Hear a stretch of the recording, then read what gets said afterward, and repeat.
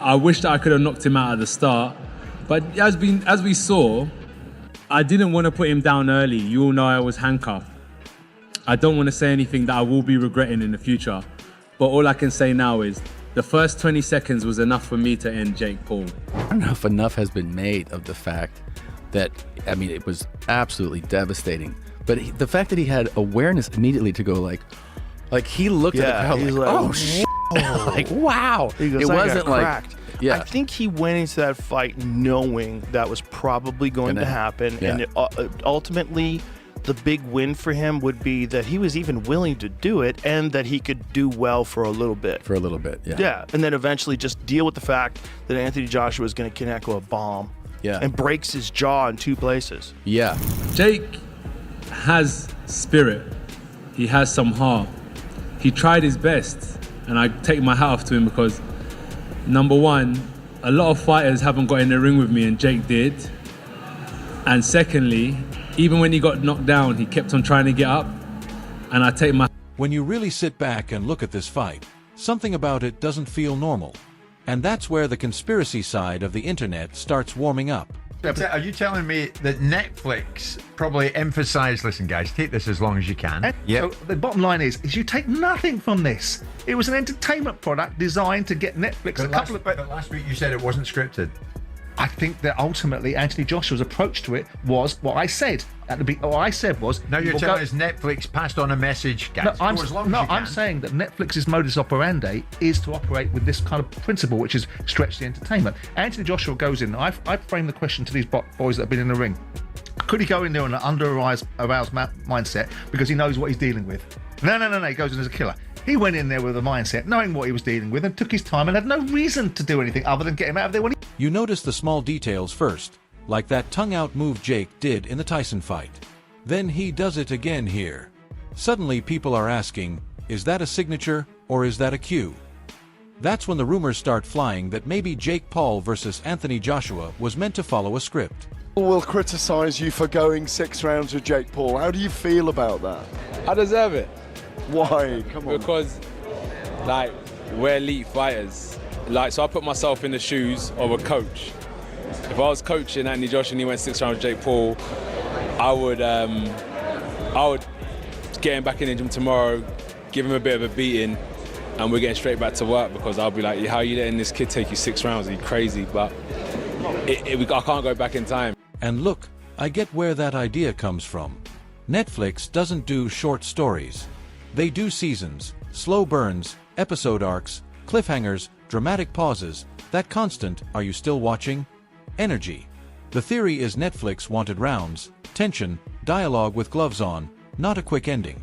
Slipped out the ring with the cornermen, slipped out the ring and he thought, wow, this is for real. And even a little jab that just gently missed him, you could see him thinking, what is this about? So it was a case of survival.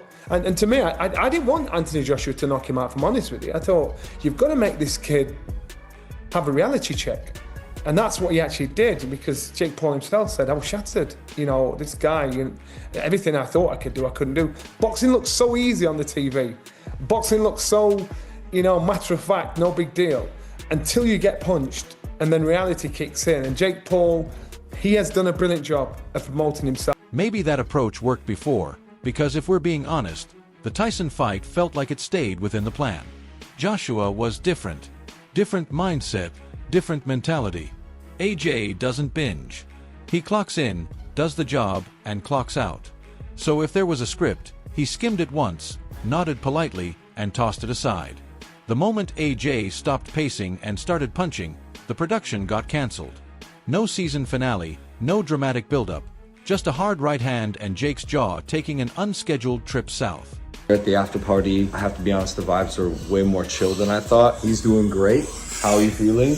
Never been better. Yeah, he's absolutely crushing it. Bring out the vodka. Yeah, we're doing great in here. Light, a double break in his lower jaw. Oh, you can show. Here, look. Science. So science is right there and there. The way I see it, well, you'll be back in a couple weeks getting ready to fight Canelo. I'm on Canelo in 2 weeks. Yeah, so Canelo, get ready. We're coming for you in 2 weeks. And that's the funniest part of all this.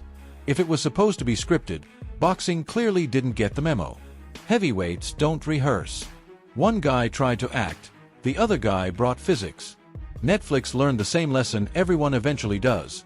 You can plan the episode, but once the bell rings, the sport writes its own ending. Paul got knocked out by Anthony Joshua this past Friday night, and so I want to break this down from a medical perspective. I'm a neurosurgeon with over 25 years of experience, and so, what happens is when you get hit in the head with that kind of force, like in boxing, our brain actually moves inside our skull, and it can bump into the skull, which is a firm structure, and cause bruising of the brain, even bleeding, but it causes repeated trauma to the brain. And over years and years of this happening, people can get what's called chronic traumatic encephalopathy, or CTE syndrome. And it's almost like a disease because with repeated trauma to the brain, and that can lead to memory problems, mood swings, even trouble with movements, and eventually people can develop dementia like Alzheimer's disease and even Parkinson's. After all the script talk, tongue theories, and Netflix speculation, Eddie Hearn walks in sounding like the one guy who actually read the contract and brought a stopwatch. Listening to him, I'm thinking, yeah, this is the most grounded voice of the night. Eddie's basically saying, everyone relax. AJ wasn't chasing a highlight. He was doing grown man boxing. He admits they thought Joshua might end it quicker, but those extra rounds weren't a conspiracy. They were experience minutes, and AJ took them calmly. For it to get him out there, he was just like, okay, this is how it's going to be. I'll just cut him off eventually. I'll beat him up and I'll break him down. What he said he would do is he would break him down and he would, finish him in boxing. And he's probably done both of those. I mean, he definitely did the first part. But the injury is a shocker, and it's not one that you can necessarily bounce back from. Like, I know that at the moment it's like, but especially when you're not, you've got lots of other stuff in your life as well, you know. So, but I think Jake Paul deserves a huge amount of respect because he did it in the first place. And he landed some shots. What I respect is how honest he is about Jake. He's not praising him for clicks, just being fair. Jake moved. Jake survived. Jake landed a couple of clean shots, and AJ ate them like a warm-up set. When Eddie laughs off the idea that AJ was wobbled, that's promoter sarcasm at its finest. Maybe AJ blinked. Maybe he adjusted his mouthpiece. But wobble. Relax. Eddie sums it up perfectly. This wasn't bravery versus cowardice. This was survival versus physics. If they won rounds, MVP would have gone, look! Yeah, but so I don't believe he won any rounds on the scorecards. Yeah. But listen, maybe he did, I don't know. But he definitely didn't wobble AJ. But he did land. He landed his biggest shots. Yeah. With a couple of, like right hands from the gods. But he's just not big enough. He doesn't punch hard enough to I'm sure it got his attention, but he certainly wasn't wobbled. But he did really well. And by the way, people moaning, I think it was Sergio Mora, who, listen, I love Sergio, but he's like, he's a disgrace, like he ran. It's like, mate, what? Yeah. Like he also held his feet and threw. He didn't not throw any punches. Mm-hmm. And the funniest moment is Eddie apologizing for looking smug. Because the issue wasn't AJ winning, it's that the fight didn't end fast enough for people to feel comfortable. Eddie wraps it up cleanly. Jake earned respect for stepping in. AJ earned respect for staying patient. And the internet earned another week arguing about rounds nobody really dominated. That's boxing in 2025. Messy, loud, dramatic, and somehow we're all still locked in. Like, I give Jake I've said in every interview, full respect to Jake Paul. Yeah. And I think what he done was admirable. So I would like to apologise to Mrs. Paul. I didn't intentionally look smug. I couldn't have been smug because it didn't play out like I thought it was going to play out. I thought we were just going to flatline him in a couple of rounds. So there's nothing to be smug about, but we won. And after Eddie brings that calm, accountant with a punch clock energy, Antonio Tarver steps in like a veteran who's seen every version of this movie and already knows the ending. Listening to Tarver, you can tell he's not disrespecting Jake, but he's also not romanticizing it. He gives Jake credit for surviving, thinking, moving, landing a couple clean shots, and then reminds you that surviving is not the same thing as winning. So, even though he wasn't as effective as he probably wanted to be, and I knew there was a distance between experience, and that's just what we saw tonight. How long do you think it would take for Jake Paul to spend in a boxing gym to overcome that experience that he didn't have tonight? How long would he need to train? I don't know. He probably got to still keep picking his opponents, getting better, stay in the gym. But like I said, bro, when I looked at tonight, AJ was a huge fight. But if they want to really shoot a movie, bro, it's Antonio Tarver and Jake Paul. And I know the whole world knows that. When Tarver says you can't run forever, that line hits because it's boxing law, not opinion. You can buy time. You can buy rounds. Eventually, the ring shrinks and experience cashes the check.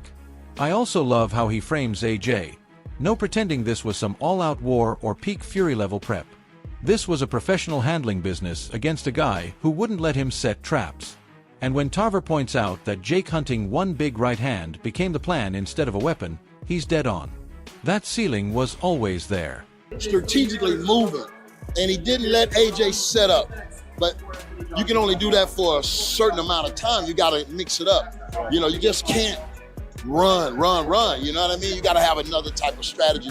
I thought he was trying to set AJ up to come in a little reckless, where he was trying to load up with that one right hand that he caught Woodley with a few years back. But that looked like the only shot he was trying to land. He did land an uppercut, I think about the 4th round. But other than that, I don't think his offense was effective. The best part is Tarver basically saying, if you want a real movie, we all know what that fight would be. And if Jake can't get past that level, then it's time for honest conversations. No hate, no clowning, just grown man boxing logic. That's why it lands. Tarver isn't yelling, he's diagnosing. Jake improved. AJ stayed disciplined. The gap wasn't effort, it was experience. You can respect the grind, applaud the survival, and still accept the truth. You can't outrun reality forever, especially when reality punches back with Olympic medals and heavyweight timing. But Jake Paul showed a lot of advancement tonight to even being there that long and last that long with the 2-time heavyweight champion, Olympic gold medalist. Yeah, he was smart about the way he went about it. So, you know, even though he wasn't as effective as he probably wanted to be, and I knew there was a distance between experience, and that's just what we... Then Frank Warren steps in sounding like someone who's been in the sport so long he doesn't need notes. Listening to him, it's that calm, surgical honesty that only comes from decades of watching hype meet gravity. He's not emotional. He's not loud. He's just explaining why a bigger, more experienced man eventually beats a smaller one with ambition.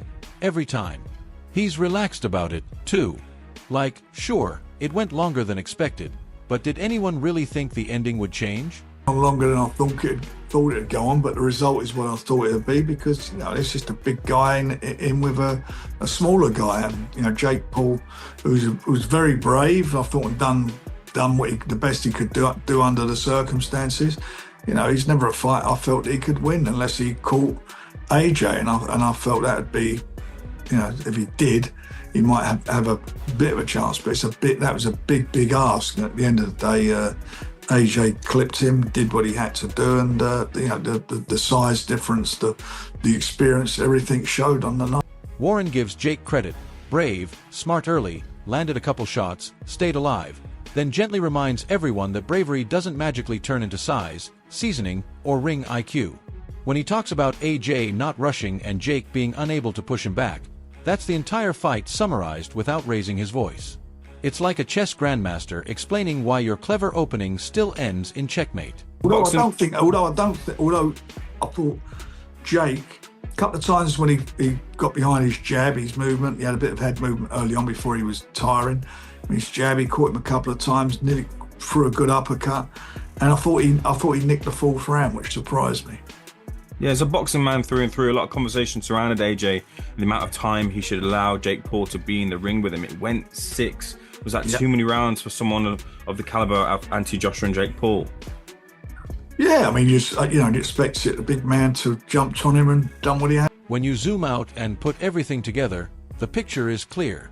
This fight wasn't about exposing Jake Paul or redefining Anthony Joshua. It was boxing reminding everyone how unforgiving it is. Spectacle met structure. Hype met habits. Ambition collided with years of experience. Jake proved he belongs in the conversation. Tougher, smarter, more durable than many expected. AJ proved something just as important. At the highest level, patience beats chaos, fundamentals beat moments, and the ring eventually stops caring about narratives. Tarver gave the fighter truth. Warren gave promoter reality. Eddie gave business logic. And somewhere in between, boxing quietly took control again. No scripts, no shortcuts, just levels.